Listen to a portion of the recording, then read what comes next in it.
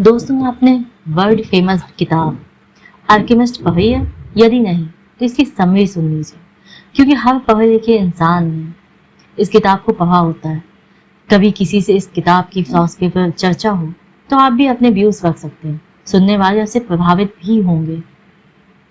यह किताब जाने माने पुर्तगाली लेखक पाउलो कोएल्हो ने लिखी है। शुरू में उन्होंने ये किताब पुर्तगाली भाषा में लिखी थी, लेकिन बाद में इसका ट्रांसलेशन इंग्लिश सहित अनेक भाषाओं में किया गया। इस किताब में लाइफ की अहम फिलॉसफी दी गई है, जो आदमी को लाइफ में उसका पर्पस जीने का मकसद ढूंढने के लिए प्रेरित करती है। अधिकतर लोग समझते हैं सरकारी नौकरी ही लाइफ का मकसद, लेकिन लाइफ का मकसद उससे कहीं बड़ा होता है। जब किसी को वो समझ में आ जाता है तो उसे पाने के लिए अपनी नौकरी भी छोड़ देता है। ऐसे कई उदाहरण आपने अपने आसपास भी देखे सुने होंगे। तो आइए अल्केमिस्ट की रोचक बुक समरी सुनते हैं और जानते हैं कि ये किस फिलॉसफी की बात करती है। सैंटियागो स्पेन में रहने वाले किशोर उम्र का एक चरवाहा था। वो अपनी भेड़ों को लेकर एक स्थान से दूसरे स्थान तक जाया करता था। एक बार भेड़ चराते चराते एक पुरानी खंडर हो चुकी चर्च में पहुंचा। दिन भर भेड़ चराकर वह रात को चर्च के अंदर उगे सर का मोर वृक्ष के नीचे सो गया। तभी उसे सपने में एक फरिश्ते जैसा बच्चा दिखा। बच्चे ने सैंटियागो को इजिप्ट के पिरामिड, मिस्र के पिरामिड पर जाने और वहां गवा हुआ खजाना ढूंढने के लिए कहा। दोस्तों, स्पेन से इजिप्ट इतना भी दूर नहीं। एक बार आप इन देशों की लोकेशन मैप पर देख लें, समझने में आसानी होगी। सैंटियागो को वह सपना बार बार आने लगा। वो काफी उलझन में था। एक दिन वो भविष्य बताने वाली एक जिप्सी महिला के पास गया और अपने सपने का मतलब पूछा। जिप्सी महिला ने भी सैंटियागो को इजिप्ट की पिरामिड जाने के लिए कहा। सैंटियागो अभी भी संदेह की स्थिति में था। एक दिन सैंटियागो को एक रहस्यमयी बुआ मिला। उसने अपना नाम मेल्चीजेडेक बताया और कहा कि वो सैलेम का राजकुमार है।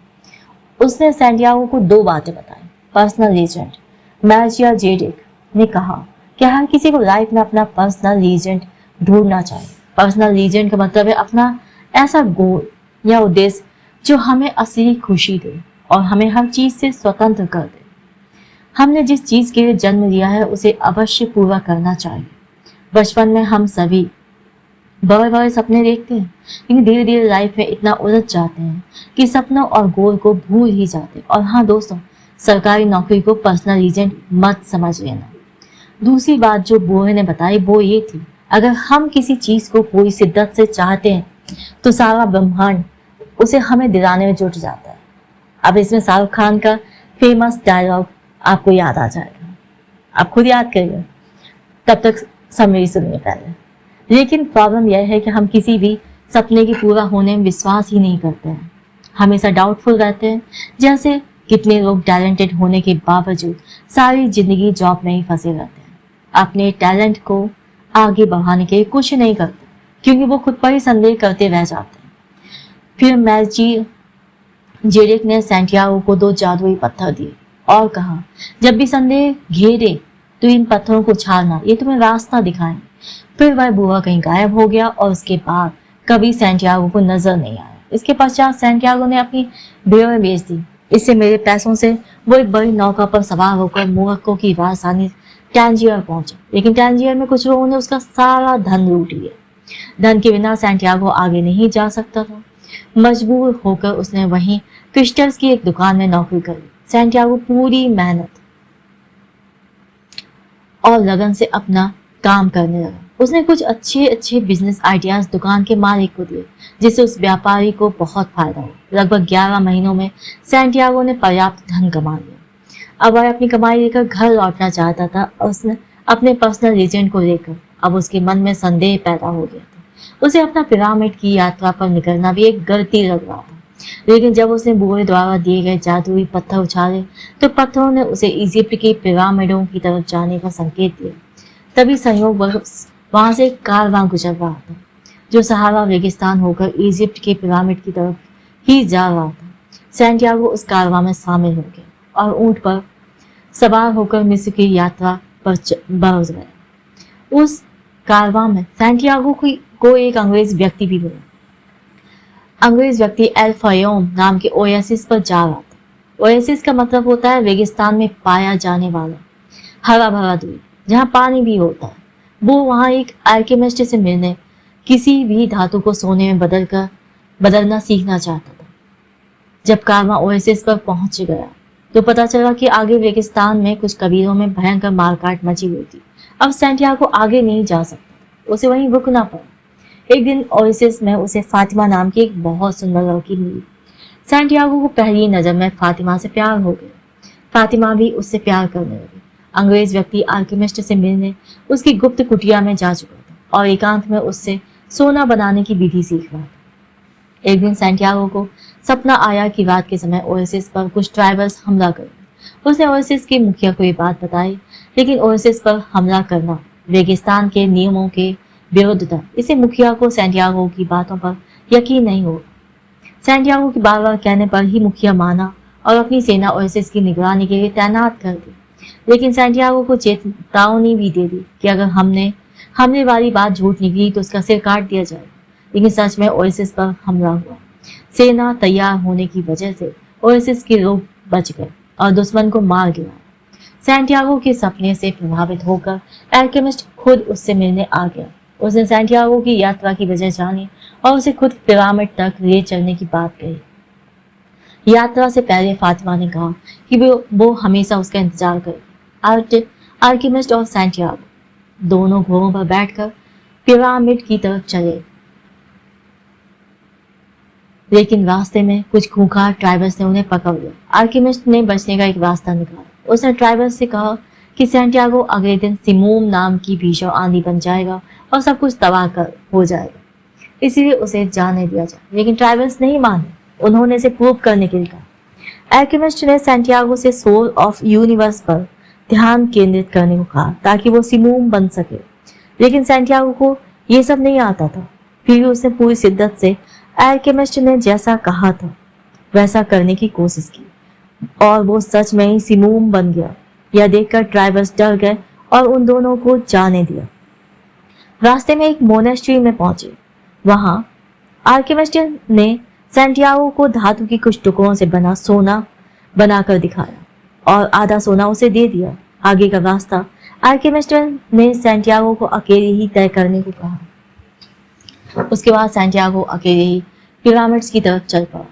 कुछ समय पश्चात आखिर वह पिरामिड्स तक पहुंच ही गया। वो उस जगह गया जो उसे सपने में दिखाई देती थी और वहां खोदना शुरू किया। लेकिन तभी कुछ चोर आए और उसके साथ मारपीट करके उसका सोना छीन लिया। लेकिन जाते जाते चोरों का सरदार बोला, खजाने के सपने देखना बेकार होता है। मुझे भी एक सपना आया था कि स्पेन के एक खंडहर हुई चर्च में जो साइकामोर का पेड़ है उसके नीचे खजाना दबा हुआ है। जब चोर चले गए तो सैंटियागो को एहसास हुआ कि वह चोर तो उसी चर्च और साइकामोर वृक्ष के बारे में बातें कर रहा था जिसके नीचे वह सोता था। तो क्या खजाना वहां है? उसने सोचा और वापस स्पेन पहुंचकर उसी चर्च में गया। उसने जैसे ही साइकामोर के नीचे खोदना शुरू किया, उसके आश्चर्य और खुशी की सीमा न रही। खजाना वहीं गवा हुआ था। इस तरह सैंटियागो ने अपना खजाना पाकर अपना पर्सनल एजेंट हासिल कर लिया और फिर वह रेगिस्तान के उस ओएसिस की तरफ बढ़ा जहां फातिमा उसका इंतजार कर रही थी। यहाँ पर समरी खत्म होती है। अब आते हैं इसकी फिलॉसफी को समझने के लिए। कुछ लोग सोच रहे होंगे कि ये कैसी स्टोरी है, जहां से शुरू किया वहीं पर वापस आ गए, लेकिन यही तो किताब का मेन पॉइंट है। बुक बताती है कि सफलता पाने के लिए कितने पापा बेचने पड़ते। सैंटियागो में कुछ जादुई शक्तियां भी थी, फिर भी वह उसके रास्ते में कितनी मुश्किलें आई। हमले हुए, बार बार सारी कमाई चली गई, लेकिन फिर भी वह अपने लक्ष्य की तरफ बढ़ता चला गया। सफर में बहुत से लोग भी मिले जो उसे लक्ष्य की तरफ ही मोड़ते रहे। ऐसे ही बेशक आप में टैलेंट का जादू है, लेकिन आपको भी मुश्किलों का सामना करना होगा, एक गोल बनाना होगा, उसकी तरफ बढ़ते रहना होगा, तभी गोल तक पहुंच पाओगे और सफलता मिलेगी। सोचिए, जब पिरामिड के पास सैंटियागो को पता चला कि खजाना तो वही है जहां से वो आया है, मतलब उसकी सारी मेहनत ही बेकार हो गई थी। पर देखिए, उसने निराश होने की बजाय दोबारा उतनी ही लंबी और मुश्किल यात्रा फिर से कर डाली। कोई और होता तो शायद खजाने की बात को झूठ समझता और वापस नहीं जाता, तो किताब से यही सीख मिलती है कि कई बार सफलता पाने के लिए हमें बार बार एक ही बोरिंग चीज भी करनी पड़ जाती है, लेकिन जो लगा रहता है खजाना उसी को मिलता है। हम में से कई लोग भी ऐसा करते हैं, एक बार बिजनेस ठप हो जाए तो दोबारा हिम्मत नहीं करते, लेकिन सैंटियागो ने खुद पर विश्वास रखा और कुल मिलाकर 3 बार इतने बड़े रेगिस्तान की मुश्किल यात्रा कर डाली। तीसरी बार फातिमा के पास फिर से वापस आया। ये भी हो सकता था कि चर्च में भी खजाना नहीं होता तो क्या हुआ, क्या हीरे जवाहरात का खजाना ही सब कुछ है? अपनी यात्रा में सैंटियागो को क्या नहीं मिला?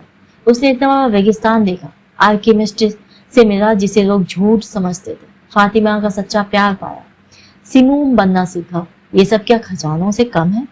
तो दोस्तों, इन्हीं सब फिलॉसफीज की वजह से किताब पूरे विश्व में इतनी फेमस है। उम्मीद है यह समरी सुनकर आपको भी नई इंस्पिरेशन मिलेगी, आप भी शायद सैंटियागो की तरह अपना खजाना ढूंढने के लिए तत्पर होते।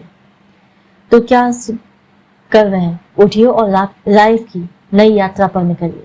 इसके लिए हमारी तरफ से ऑल द बेस्ट। सुनने के लिए धन्यवाद। Thank you very much.